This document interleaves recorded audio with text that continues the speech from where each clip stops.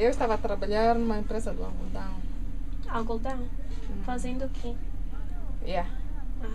O que fazia? Naquela altura eu estava a trabalhar como responsável administrativa daquela empresa. Considerar que naquela altura era uma reserva que eu estava fazendo.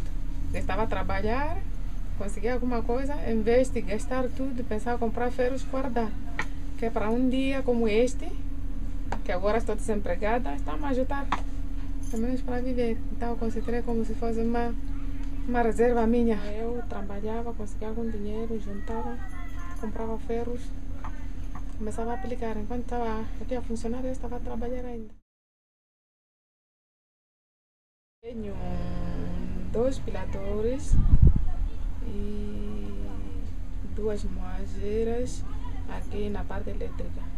Então a terceira é esta do projeto. E tenho mais uma a diesel. Essa que está fora daqui. Acha que vai ter mais no futuro ou vai continuar? Bom, gostaria de ter mais, expandir.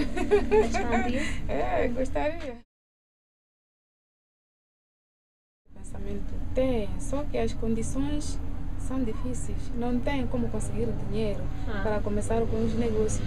Há outras que têm esse pensamento, mas porque não tem dinheiro já fica limitada, não consegue mais fazer nada. Não posso dizer isso porque não experimentei as outras. Primeiro posso dizer experimentei só a diesel. A diesel? A diesel. Primeiro comprei a diesel. Fui ver que... Bom, trabalhava, mas tinha muitas complicações. Quais eram as complicações? Muitas avarias. Acho que aquilo tem um máximo de 5 anos, mas que isso não vai mais. Aquele motor já não faz nada. Começa a criar complicações, avarias constantes. Então eu preferi comprar motores elétricos.